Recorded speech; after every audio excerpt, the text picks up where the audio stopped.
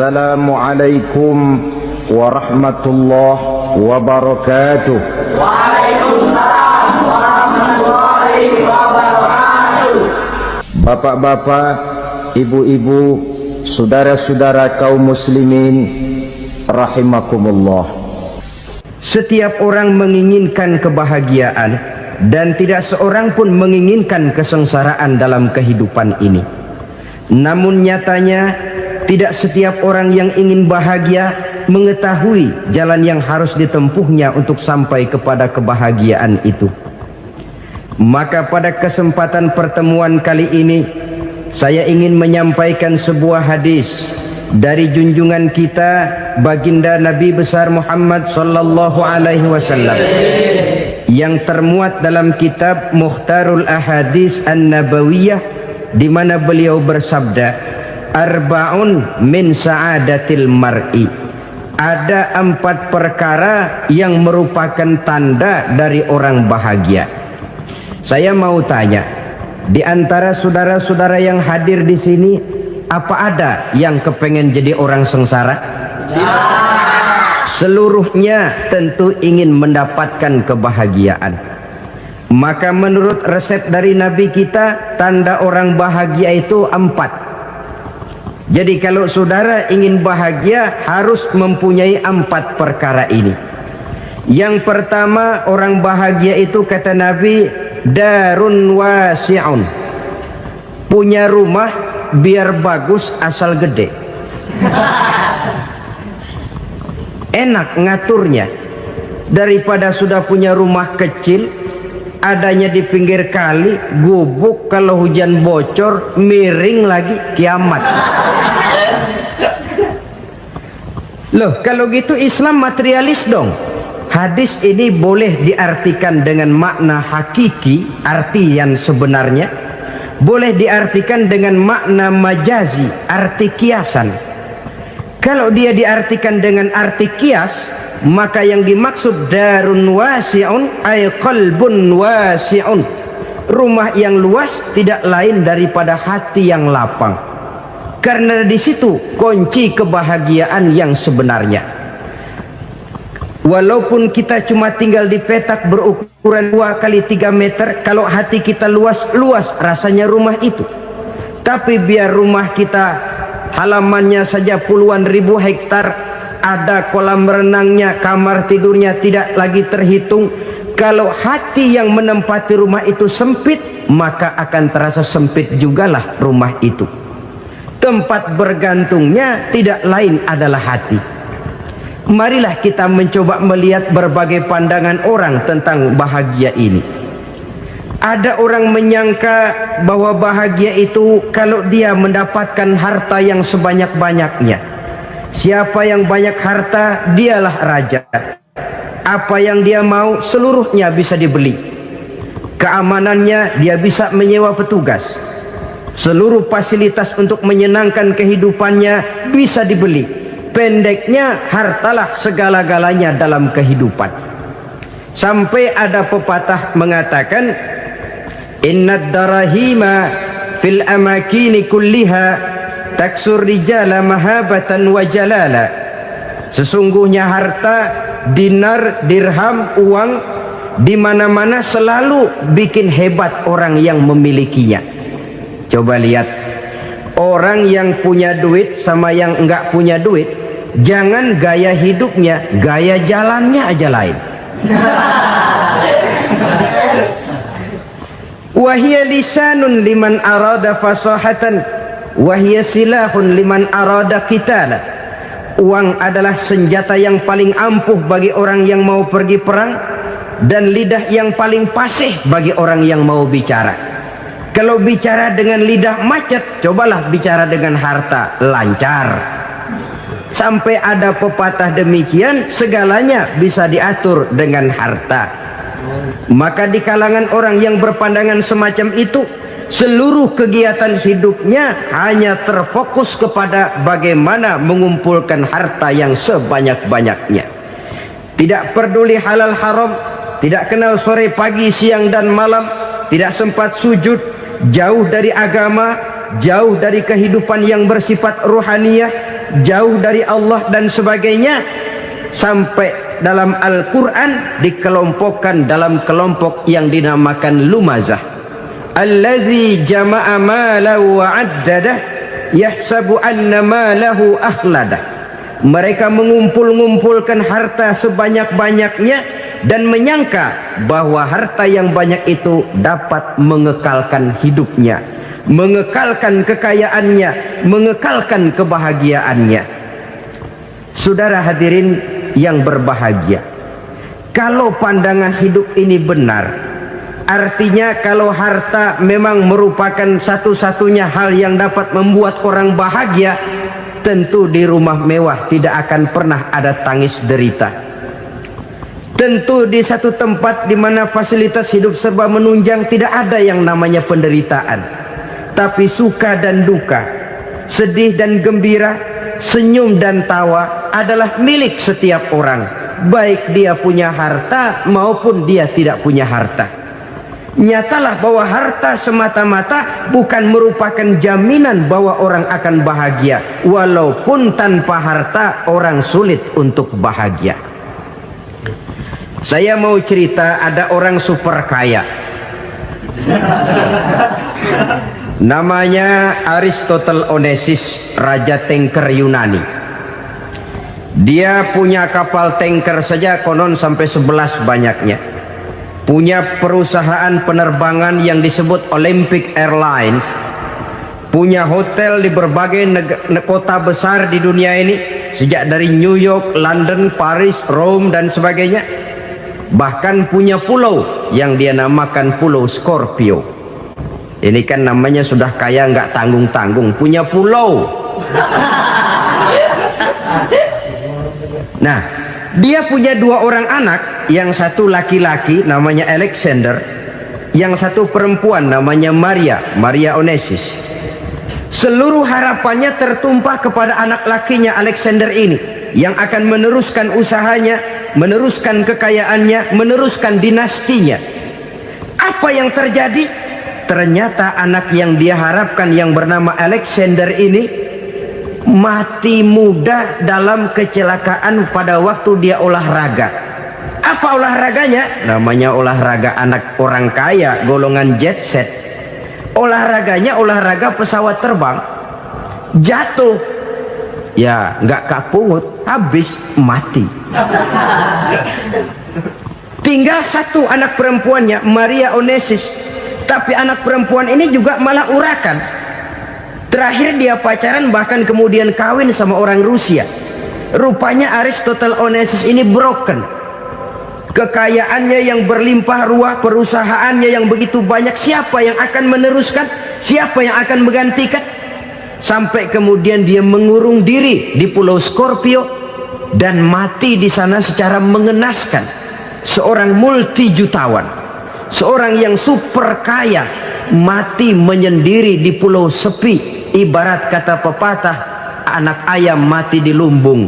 Bukan kekurangan makanan, keurugan makanan. Begitu kehidupan Aristotle Onesius. Dan banyak orang-orang yang sudah demikian kaya sampai dibingungkan oleh kekayaannya sendiri. Telusurilah kehidupan David Rockefeller misalnya, Henry Ford misalnya, Adnan Khashoggi misalnya.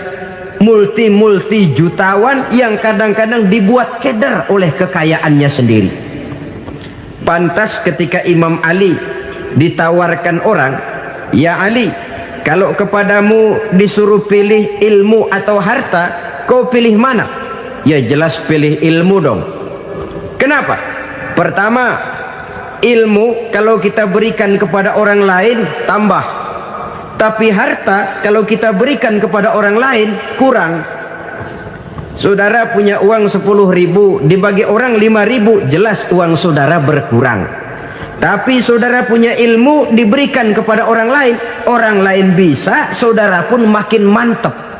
Tidak lantas jadi bodoh karena ngajarin orang.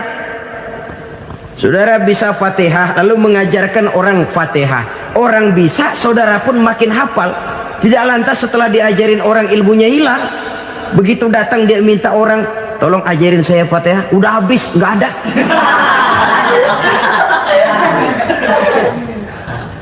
Yang kedua kata Imam Ali, ilmu menjaga kita. Kalau harta, kita yang harus jaga. Makin banyak ilmu, makin terpelihara diri seharusnya. Tetapi makin banyak harta, makin bingung kita jaganya. Sampai kadang-kadang kalau perlu seluruh keliling rumah dipasangi alarm. Belum cukup, disewakan anjing besar-besar, pasang di depan pintu, awas anjing galak. Masih belum cukup juga, cari centeng tukang-tukang kepruk jaga rumah. Masih terasa belum aman, padahal rumahnya dikelilingi tembok besar. Di balik tembok ada pintu-pintunya tebal. Di balik pintu itu terbuka masuk kamar, kamar pun ada pintunya, pintunya pun kuat. Masuk ke dalam kamar ada lemari, lemarinya pun pintunya kuat, dikunci, kuncinya pun kuat. Tapi terhadap seluruhnya yang timbul cuma sekedar was-was saja. Kesimpulannya sekali lagi, tanpa harta orang memang sulit untuk bahagia. Tapi harta semata-mata tidak merupakan jaminan orang akan bahagia. Dengan hati yang luas, itu modal utama untuk mencapai kebahagiaan hidup. Orang yang hatinya luas, saudara-saudara, punya hati yang lapang, melihat kenyataan hidup ini, dia bersyukur senantiasa kepada Allah. Lantas tidak timbul hasud dan iri hatinya. Oleh karena itu jiwanya selalu lapang. Kalau tidak, cupik hati namanya, dangkal pandangan, tidak senang melihat orang lain dapat nikmat, dan itu sering dijadikan contoh.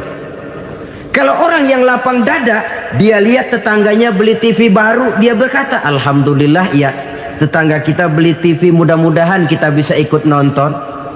Lapang dadanya. Tapi orang yang sempit hati, lihat tetangga beli televisi, meriang. Enggak diapa-apain, meriang. Besoknya dengar tetangga beli motor, makin sakit, ke rumah sakit. Lalu di rumah sakit dengar tetangganya beli mobil, mati.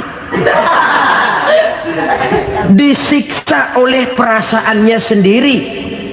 Orang kalau hati sudah sempit dalam hidup, kemanapun dia pergi, sempit rasanya medan kehidupannya. Kemudian kita melihat juga ada orang yang menilai bahwa bahagia itu katanya kalau punya kedudukan yang tinggi, pangkat yang agung, wibawa yang besar. Mungkin betul, tapi mungkin juga tidak. Bergantung kepada hati orang yang punya pangkat itu. Sama dengan harta tadi. Harta akan membawa bahagia kalau dia jatuh ke tangan orang yang berhati lapang. Tapi harta akan jadi bencana kalau jatuh ke tangan hati orang yang sempit. Pangkat akan membawa bahaya kalau jatuh di tangan hati orang yang sempit. Lebih dari itu, kenyataan mengajarkan kepada kita bahwa ternyata pangkat dan jabatan tidak selamanya memberikan kebahagiaan dalam kehidupan. Bahkan resikonya kelewat besar. Beberapa bukti kita bisa ambil dari para pemimpin dunia yang menjadi korban lantaran pangkat dan jabatan yang disandangnya. Saudara ingat Presiden Abraham Lincoln dan John Kennedy dari Amerika? Dibunuh orang. Park Chung-hee dari Korea Selatan, Ziaur Rahman dari Bangladesh, Anwar Sadat dari Mesir, terakhir Indira Gandhi dari India, menjadi korban dari pangkat dan jabatan yang disandangnya dari orang-orang yang tidak senang dia memegang jabatan itu. Dia akan mudah mengundang bencana. Sehingga pantas kalau seorang presiden terkemuka Amerika, Harry Truman namanya, dia mengatakan jabatan presiden itu, kata dia, seperti orang nunggang macan, naik macan. Harus kita taiki, kalau enggak dia bakal nerekam kita, ngeri katanya. Adapun orang yang hatinya lapang, kalau dia menerima pangkat dan jabatan, dianggapnya itu satu kesempatan untuk berbuat baik. Tapi orang yang berhati sempit, menerima pangkat dan jabatan, bukan kadang-kadang menerima, malah berusaha setengah mati mencapai dengan segala cara. Kalau perlu jilat atas, jilat atas. Jadi golongan sumuhun dawu. Jadi kelompok kulon nuwun, yes sir, yang kerjanya cuma oke bos. Kalau perlu jilat atas, jilat atas. Kalau perlu injak yang bawah, injak yang bawah. Perlu sikut kiri kanan, sikut kiri kanan. Yang penting pangkat dapat, jabatan dapat. Orang yang semacam ini, kalau sudah mempunyai pangkat dan jabatan, biasanya dia tidak menganggap itu sebagai amanah, tidak menganggap sebagai kesempatan berbuat baik, tapi malah kesempatan untuk memperturutkan hawa nafsunya yang dilatar belakangi oleh kesempitan hatinya tadi. Apalagi kalau orang memperoleh pangkat karena banyak mengeluarkan uang, seakan-akan pangkat dan jabatan itu sekarang macam proyek pakai tender. Siapa yang berani bayar segini naik, nggak berani minggir. Padahal logikanya, kalau orang mencapai satu jabatan karena banyak mengeluarkan uang, hampir bisa dipastikan bahwa setelah jabatan itu dia pegang, langkah pertama yang akan dilakukannya ialah berusaha bagaimana uang yang dia keluarkan supaya kembali. Ya paling kurang pulang modal dulu dong. Soal mikirin rakyat soal nanti, tapi ini modal harus pulang. Itu celakanya kalau orang memperoleh pangkat dan jabatan cuma karena banyak mengeluarkan uang. Jarang orang yang mempunyai keyakinan dan pandangan bahwa pangkat dan jabatan merupakan amanah. Jadi sekali lagi, pangkat dan jabatan mungkin saja membawa kebahagiaan kalau jatuh ke tangan orang yang berhati lapang, tapi bisa jadi bencana kalau dia jatuh ke tangan orang yang mempunyai hati yang sempit. Dan lagi-lagi stresnya hati yang lapang. Lalu sebagian orang, saudara, ada yang berpandangan katanya bahagia itu kalau jadi orang terkenal, mempunyai popularitas, menjadi idola di kalangan remaja, di kalangan orang tua, di segala lapisan masyarakat. Padahal makin populer orang, makin terikat dia. Ya kalau macam kita ini kan nggak punya nama, nggak populer, tengah malam buta mau nongkrong di warung Tegal aman. Tapi pangkat, jabatan, kedudukan, popularitas menyebabkan kita diikat dengan berbagai macam peraturan. Cuma mandi sama ke WC saja yang nggak dikawal.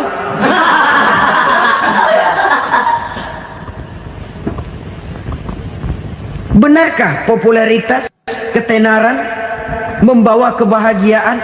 Mungkin, ya, tapi mungkin juga tidak. Kenapa? Banyak orang-orang populer yang mengakhiri hidupnya secara tragis. Kita ambil beberapa nama.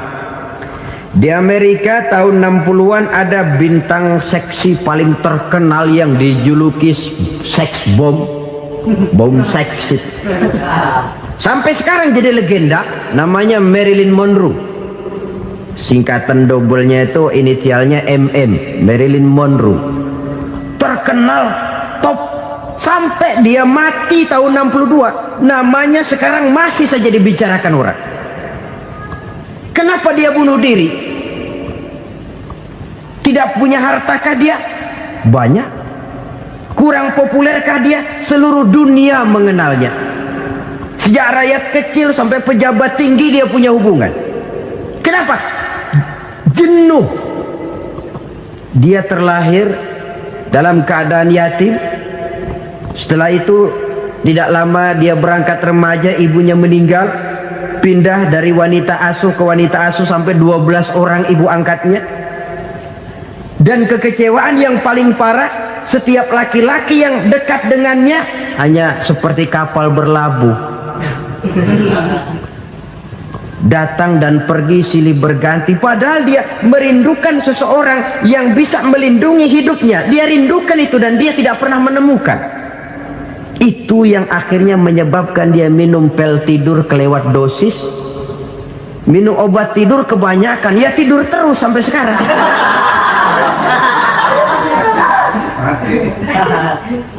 Dia mengakui,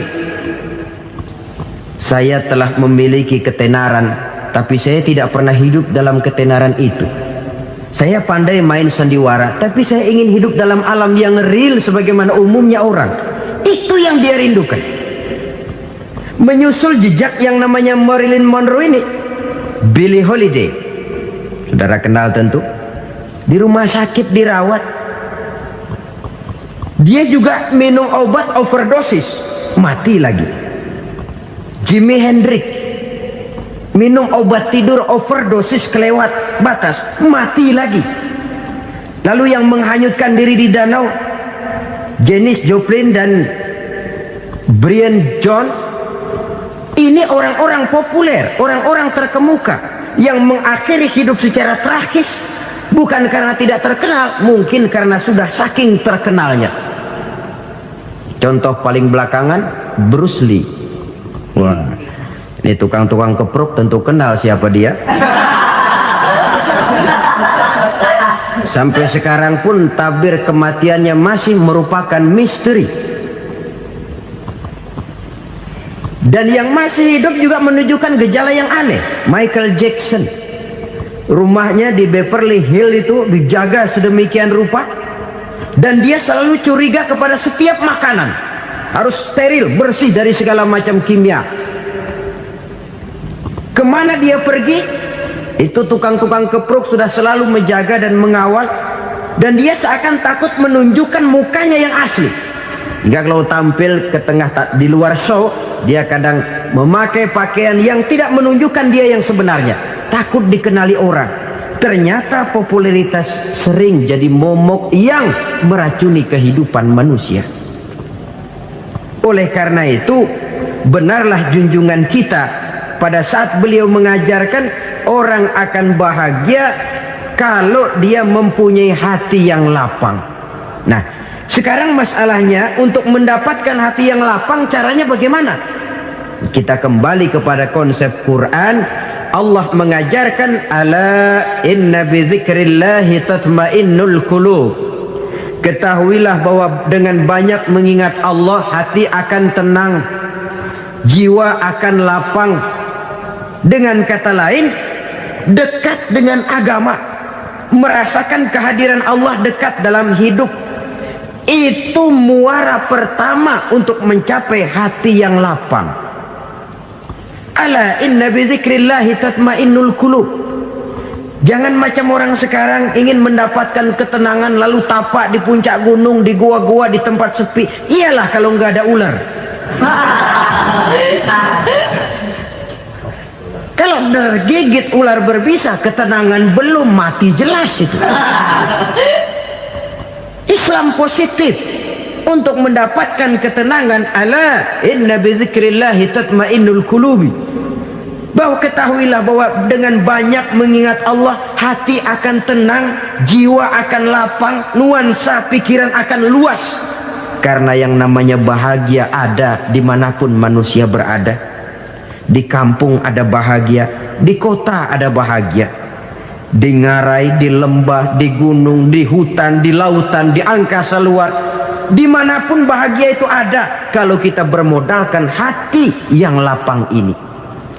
Dan hati akan lapang kalau kita dekat dengan agama.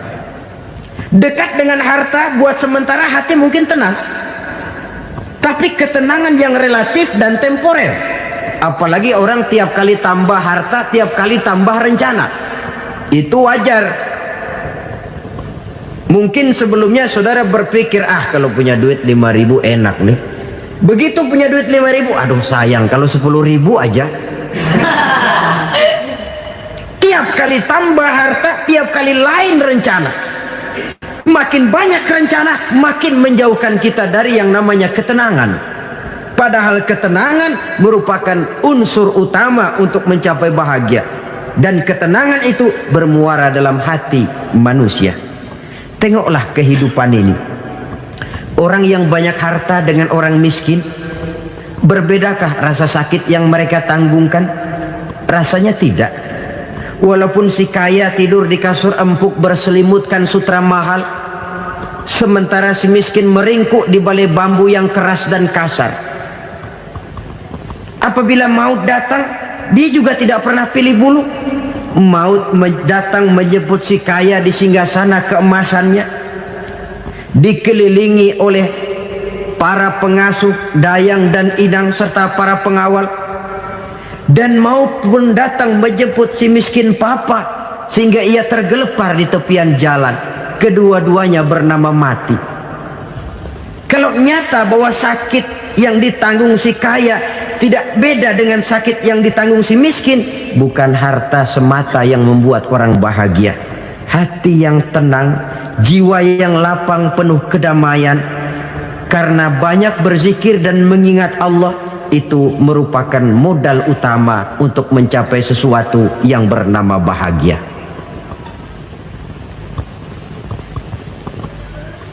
Saudara hadirin yang saya hormati, inilah yang pertama dari 4 ciri yang digambarkan oleh Nabi tentang tanda-tanda orang bahagia. Dan harus berangkat dari yang pertama ini, hati yang lapang. Ini yang harus kita miliki lebih dahulu, baru nanti akan menyusul kepada poin yang ketiga, kedua dan selanjutnya. Sebab kalau hati sudah terisi dengan jiwa yang lapang, seluruh persoalan insya Allah akan bisa kita atasi dengan sebagaimana mestinya. Yang kedua sekarang, tanda orang bahagia menurut baginda Nabi, markabun syariah. Orang bahagia itu, kata beliau, punya kendaraan biar cepat asal lancar. Artinya kemana dia mau pergi mudah. Apa maksud hadis ini? Kalau kita kaji lebih dalam, kendaraan itu kan alat transportasi. Transportasi tidak lain adalah usaha memudahkan komunikasi. Pindah dari situ kepada teori bahwa manusia adalah zon political, makhluk bermasyarakat yang tidak bisa memenuhi kebutuhan hidupnya secara sendirian. Kita memerlukan keberadaan orang lain dalam kehidupan ini. Untuk memakai baju saja kita sudah perlukan petani yang tanam kapas, pabrik yang memintal kapas jadi benang, pabrik yang menenun benang jadi kain, sampai kepada mesin jahit, sampai kepada tukang jahit. Itu cuma untuk memakai pakaian saja. Tidak seorang pun di antara kita yang sanggup memenuhi kebutuhan hidupnya secara sendiri. Kita perlu orang lain. Maka kebebasan dalam arti mutlak, kebebasan tanpa batas, itu tidak mungkin ada dalam kehidupan. Karena kita mengadakan yang disebut interaksi sosial. Setiap kegiatan kita tentu melibatkan orang lain. Menurut kita barangkali kita bebas jalan di jalan raya semaunya, tapi orang lain berkendaraan pun merasa bahwa ini ada juga jalan haknya, dan begitu selanjutnya. Oleh karena itu, maksud dari kendaraan yang cepat ini adalah khulata'uhu ma'as solihin. Lingkungan pergaulannya terdiri dari orang-orang soleh. Pergaulannya luas. Kemana dia pergi ada temannya. Kesulitannya ada tempat dia cerita. Dan kesulitan kalau sudah diceritakan kepada orang lain, taruh kata orang itu tidak bisa menolong, namun menceritakannya kepada orang yang kita percayai, kan paling kurang sudah mengurangi beban jiwa, mengurangi tanggungan batin, merasa masih ada tempat kita cerita. Maka lebih baik orang awam yang mau bergaul ketimbang orang setengah alim tapi ngunci pintu. Sebab nantinya akan timbul sikap picik, cupik pandangan, dan tidak luas menghadapi kenyataan dalam kehidupan ini. Namun yang harus kita garis bawahi, pergaulan memang mesti luas. Namun jangan sekali-kali lupa bahwa pergaulan sangat besar pengaruhnya dalam ikut membentuk kepribadian manusia. Sehari-hari bisa kita bilang, kalau kita dekat sama tukang minyak wangi, sekalipun nggak dibagi minyaknya, baunya tentu dapat. Betul? Tapi dekat sama tukang elas, walaupun nggak kena apinya, asapnya mesti kena. Kalau Syauqi mengatakan lebih jelas lagi, man asyaral asrafa asa musyarrafan wa muasyiral anzali ghairu musyarrafin. Awalam taral jildal hakira muqabbalan bisagri lamma sara jildal mushaf. Siapa yang bergaul dengan orang mulia, dia bakal ikut menjadi mulia. Tapi siapa yang berteman dengan orang hina, dia tidak bakal ikut menjadi mulia. Tidakkah kau lihat, kata Syauqi, kulit kambing yang hina pun dicium orang ketika menjadi kantong Quran. Kulit kambing hina, kalau dia sendirian gak ada yang mau cium. Tapi begitu dia bergaul dengan Quran, menjadi kantong Quran, dipakein minyak wangi, ditaruh di tempat yang tinggi, mau diambil dicium dulu, dibawa dengan penuh hormat dan hati-hati. Kulit kambing yang hina lantaran berteman dengan Quran, numpang mujur. Tapi coba lihat kalau kulit kambing berteman dengan kayu, jadi beduk, habis. Zohor dikemplang, asar dipukul. Itu pun sedikit saja, cuma salah milih teman. Yang temannya Quran dihormati orang, yang temannya kayu lantaran jadi beduk, gelap-gelap subuh orang udah kemplangin.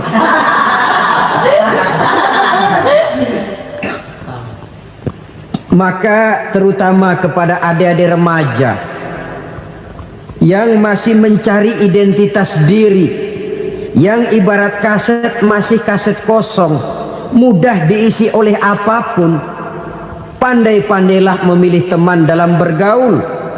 Karena banyak orang yang tadinya baik-baik, ketika terseret dalam pergaulan dengan orang yang tidak baik, kebaikannya menjadi lentur dan luntur.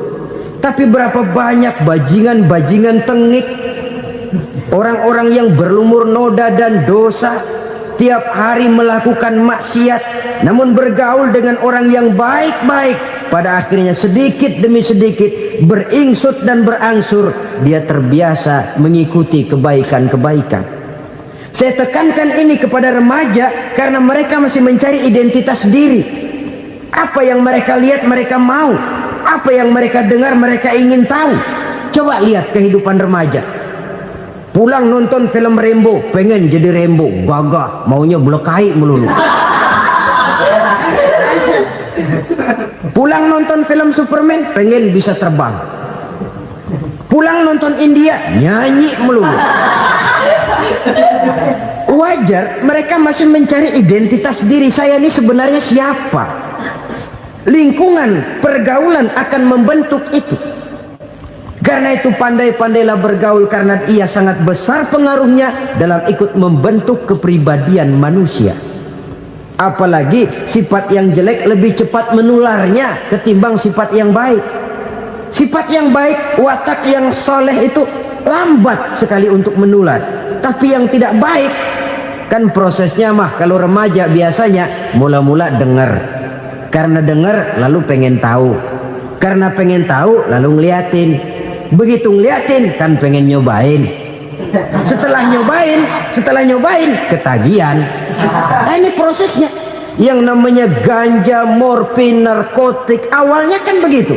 Mula-mula dengar, katanya kalau sudah fly to the sky, sudah melayang ke langit katanya, disitulah puncak kebahagiaan. Mulanya cuma dengar, karena dengar pengen tahu, karena pengen tahu lalu ngeliat, kumpul sama orang yang suka ngeganja. Setelah ngeliat, nah pengen ngerasain. Begitu ngerasain enak juga, ketagihan. Kalau sudah ketagihan jadi penyakit kronis, bisa merembet kepada yang lain. Iya, kalau orang tuanya mampu untuk beli morfin, beli ganja. Kalau tidak kan pikirannya ngayap, jemuran siapa ya gue sabet. Timbullah perbuatan-perbuatan negatif yang bermula dari salah pergaulan. Apalagi buat adik-adik remaja yang tinggal di kota-kota besar, yang pengaruh budaya, pengaruh kesenian, pengaruh struktur kehidupan yang nampak makin individualistis, di mana persaingan tajam, tensi ekonomi tinggi, orang mudah mengalami stres. Pandai-pandailah dalam bergaul. Sekali lagi, karena ia sangat besar pengaruhnya dalam ikut membentuk kepribadian manusia. Orang bahagia punya kendaraan yang cepat, artinya punya pergaulan yang luas, dan lingkungan pergaulannya terdiri dari orang-orang yang soleh. Kemana dia pergi ada teman, kesulitannya ada tempat dia cerita. Tapi kalau sudah menyendiri, hidup sendiri, kesulitan dipikiri sendiri, bisa mati belum waktunya. Tidak ada tempat berbagi rasa, tidak ada tempat bercerita, tidak ada tempat mengurangi beban dalam kehidupan. Pantas betul kalau Islam sangat menggalakkan dan menganjurkan orang kalau sudah sampai waktunya itu untuk melangsungkan nikah. Kata Nabi, ya ma'syaras syabab man istata'a minkumul ba'at falyatazawwaj. Hai para pemuda, kalau sudah mampu memberi nafkah, kawinlah, nikahlah kamu. Kenapa? Sudah ada teman hidup, tempat berbagi rasa. Kesulitan kalau ada tempat cerita akan lebih ringan ketimbang kita telan sendiri, walaupun bobot kesulitannya sama beratnya.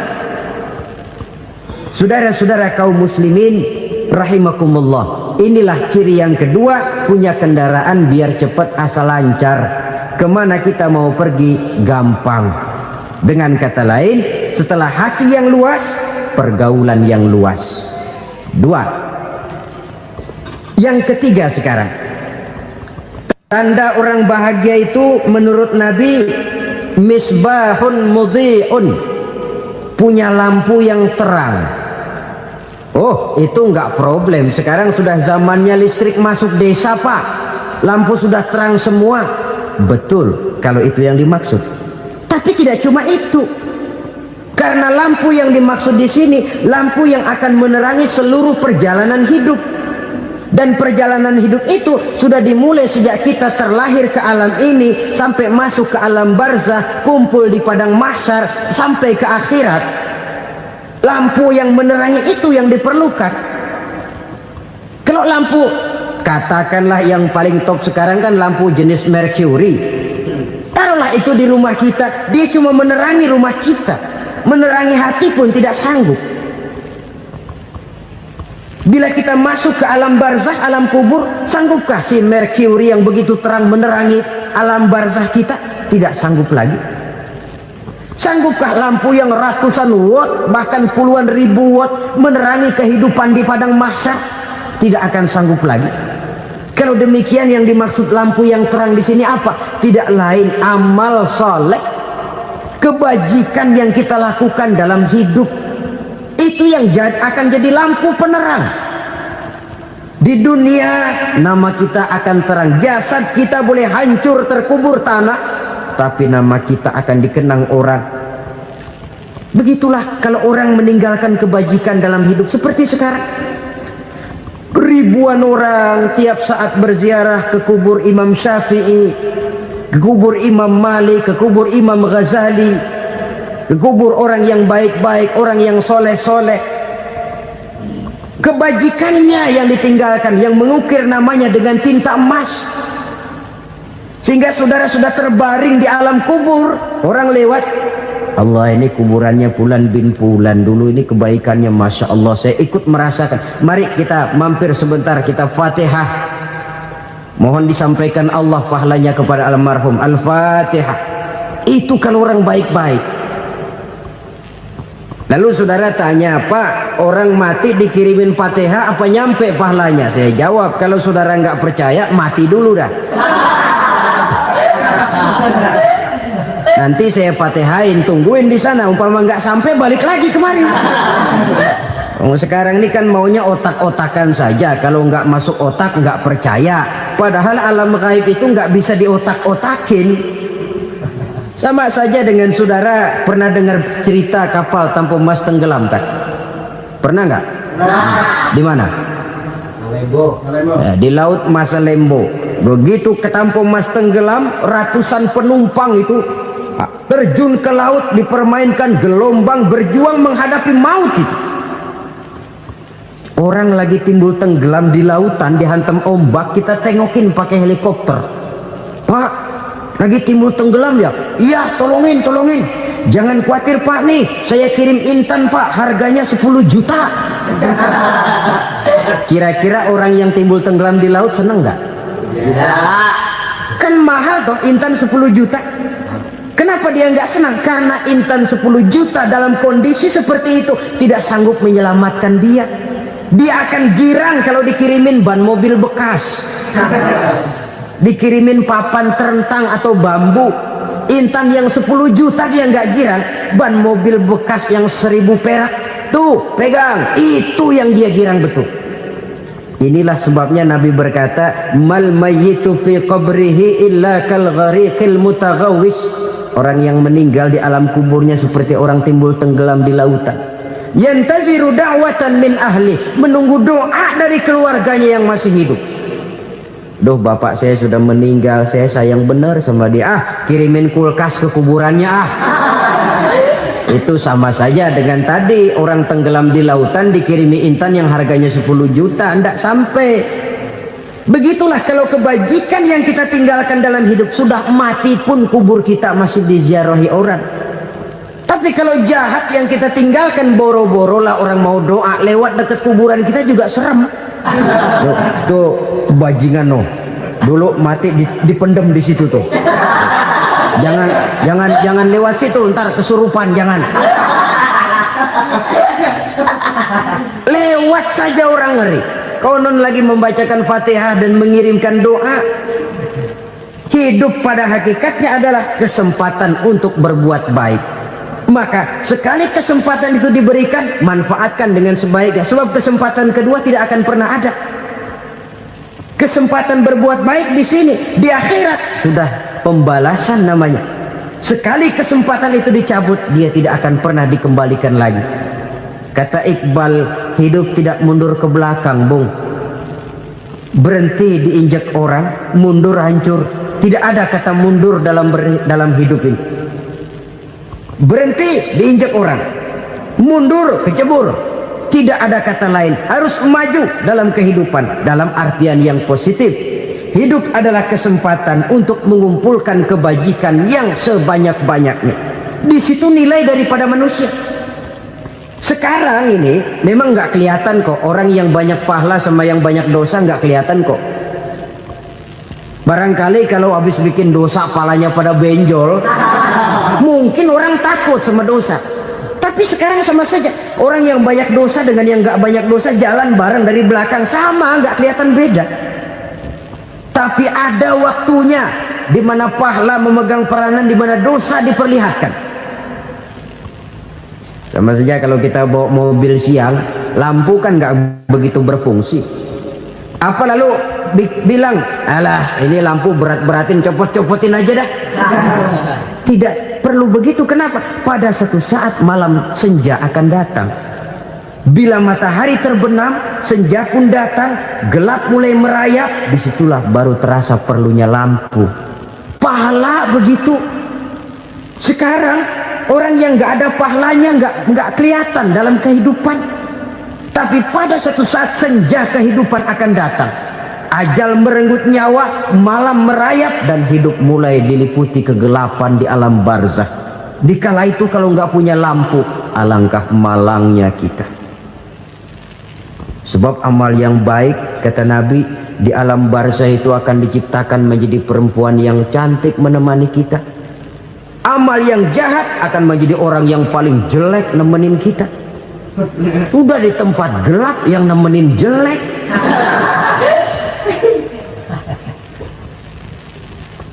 Kaum muslimin rahimakumullah.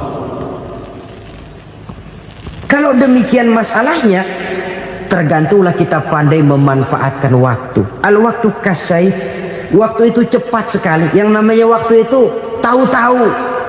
Tahu-tahu udah tahun 87. Tahu-tahu udah begitu. Tahu-tahu yang kemarin anak-anak, sekarang udah pada punya anak.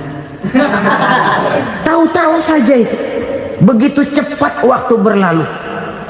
Kalau tidaklah pandai kita memanfaatkannya, akan rugi kita. Nabi bersabda, man kana yaumuhu khairun min amsihi fahuwa rabih. Barang siapa yang hari ini lebih baik daripada hari kemarin, itu orang untung. Hari ini lebih baik daripada kemarin.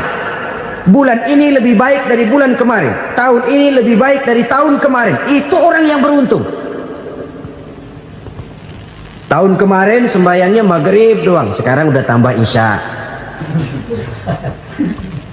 Tahun kemarin cuman Idul Fitri aja ngancem bener, sekarang udah tambah Jumat, lalu tambah lagi maghrib, tambah lagi isya, dan selanjutnya. Hari ini lebih baik daripada kemarin. Itu orang yang beruntung. Wa man kana yaumuhu mislu amsihi fahuwa khasir. Lalu barang siapa yang hari ini sama saja dengan hari kemarin, itu orang rugi. Hari ini sama dengan kemarin, rugi itu. Bulan ini begitu, bulan kemarin begitu, tahun ini begitu, tahun lalu juga begitu. Rugi itu orang. Rugi apa? Rugi umur. Umur tambah, amalan gak pernah tambah. Dan saya pikir lebih merupakan azab ketimbang nikmat kalau orang dikasih panjang umur cuma untuk numpuk dosa. Mending mana? Panjang umur banyak dosa sama pendek umur dikit dosa? Mending mana? Mending mana? Ya, paling mending tentu panjang umur banyak pahala.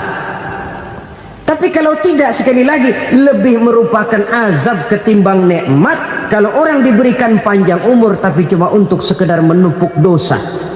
Kehilangan kesadaran bahwa dunia bukan terminal akhir dari satu perjalanan. Dia cuma halte di mana kita berhenti sebentar untuk menuju kepada terminal yang hakiki. Saudara-saudara kaum muslimin rahimakumullah, inilah lampu yang akan menerangi kehidupan. Amal yang kita lakukan di dalam kehidupan. Jadi yang dimaksud dengan lampu yang terang, kebajikan yang kita kerjakan dalam hidup. Nah, setiap orang di awal tadi saya bilang ingin bahagia. Bahagia itu kan hakikatnya kumpulan senang dan selamat. Senang, selamat. Apa bedanya? Senang tapi tidak selamat, nggak bahagia. Selamat tapi nggak senang, nggak bahagia orang. Contoh, kalau orang korupsi, duitnya banyak, senang dia, tapi keselamatannya. Ada tentara baris di samping rumahnya udah bingung, padahal tentara latihan. Tentara cuma latihan, dia bingung. Senang, tapi karena keselamatannya tidak terjamin, dia tidak bahagia. Sebaliknya pegawai negeri jujur benar, cuma segaji-gajinya, selamat nggak korupsi, tapi melarat, ya nggak bahagia juga, kurang senang. Kesenangan dan keselamatan untuk dunia saja, ya sekali lagi, kalau cuma sekedar untuk dunia saja, bisa dibeli pakai uang. Bisa dibeli pakai uang. Saudara ingin selamat, bisa dibeli pakai uang. Saudara ingin senang, bisa dibeli dengan uang. Tapi setelah mati, masuk ke alam barzah, habis kekuasaan uang. Nggak bisa lagi beli keselamatan pakai uang. Tidak mungkin lagi membeli kesenangan dengan uang. Di situ pahala yang megang peranan. Makin banyak pahala, makin banyak saham untuk membeli kesenangan dan keselamatan, untuk memperoleh yang namanya bahagia.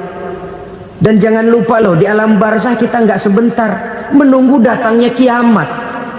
Loh iya, kalau kita begitu dikuburin terus kiamat datang, untung. Tapi kalau masih harus 1000, 2000, puluhan ribu tahun yang akan datang, dalam satu penantian yang begitu lama, tanpa saham untuk memperoleh kebahagiaan, satu kemalangan yang tidak ada pernah putus-putusnya.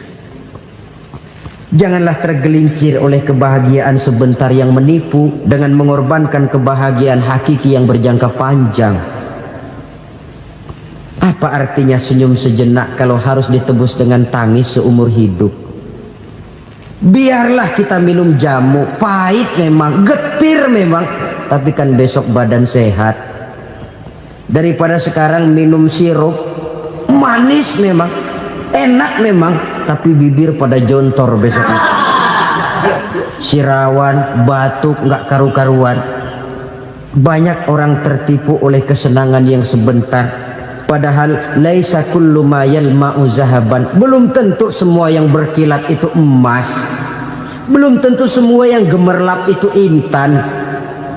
Karena itu marilah manfaatkan kesempatan yang diberikan Allah ini untuk mengumpulkan kebajikan yang sebanyak-banyaknya. Yang terakhir sekarang, yang keempat, tanda orang bahagia kata Nabi. Zaujatun salihah.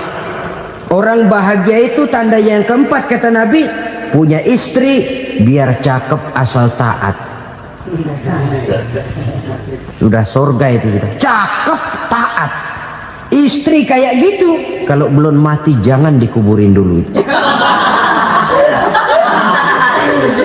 Sudah cakep taat lagi. Tapi kadang-kadang enggak, udah jelek ngadat melulu. Apa yang mau dipilih? Sebab itu Quran mengatakan istri pakaian untuk suami, suami pakaian untuk istri. Kenapa suami istri diibaratkan pakaian? Alangkah tingginya gaya bahasa Quran ini. Suami istri teman hidup, hidup perjalanan panjang. Sejak kita dalam rahim sudah ada hidup kan di sini. Sampai ke alam dunia, masuk ke alam barzah, kumpul di padang mahsyar, sampai menuju akhirat, itu perjalanan hidup. Carilah istri atau suami teman hidup yang membawa manfaat tidak hanya kehidupan di dunia ini, sampai di alam barzah, sampai di padang mahsyar. Suaminya mungkin meninggal lebih dulu atau istrinya mungkin meninggal lebih dulu, tapi suami atau istri yang masih hidup berbuat kebajikan. Suami saya meninggal, ada hartanya, saya sedekahkan, niat pahala untuk almarhum suami saya. Ini teman hidup, tidak dibatasi dan tidak bisa dipisahkan oleh maut sekalipun. Zohirnya mungkin pisah, badannya mungkin pisah, tapi hatinya, jiwanya, kebersamaannya dalam menghadapi kehidupan. Karena itu saudara-saudara, bahasa Quran indah. Suami istri diibaratkan seperti pakaian. Apa fungsi pakaian? Pertama, pakaian jadi kebanggaan. Artinya suami harus menjadi kebanggaan istri, istri harus jadi kebanggaan suami. Yang kedua, pakaian itu kan fungsinya menutup aurat. Artinya sesama suami istri harus saling menjaga kekurangan masing-masing. Jangan malah sesama suami istri saling membongkar rahasia dan aibnya sendiri-sendiri. Istrinya diceritain jeleknya di mana-mana, atau suaminya dibongkar rahasianya di pasar umum. Itu sudah tidak lagi berfungsi sebagai pakaian. Kenapa semua ini diperlukan? Karena kita menyadari bangsa yang baik terdiri dari masyarakat yang baik. Masyarakat yang baik merupakan susunan dari warga yang baik. Warga yang baik adalah terdiri dari rumah tangga yang baik. Dan rumah tangga yang baik merupakan susunan dari pribadi yang baik.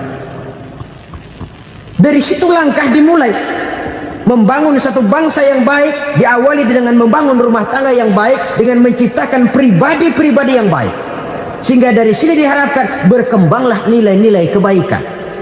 Orang akan bahagia mempunyai istri yang soleh. Kenapa? Tidak ada seorang suami bisa sukses jadi apapun dia, apapun profesinya. Dokterkah, kiaikah, mubalikah, petanikah, pengusahakah, pejabat tinggikah. Tidak ada seorang suami yang bisa sukses tanpa peran serta istrinya. Walaupun memang peranan itu tidak begitu kelihatan, tapi sangat menentukan. Karena itu, saudara hadirin yang saya hormati, Islam sangat menghargai kaum wanita, memberikan kedudukan yang tinggi sepanjang tidak mematikan kodrat kewanitaannya. Nah, kalau sudah kesuksesan ini diawali dari rumah tangga, karier di masyarakat mudah untuk dikejar. Tapi keberantakan di rumah tangga merupakan kegagalan pertama di tempat lain. Nah, inilah saja yang dapat Al-Fakir sampaikan pada pertemuan kali ini.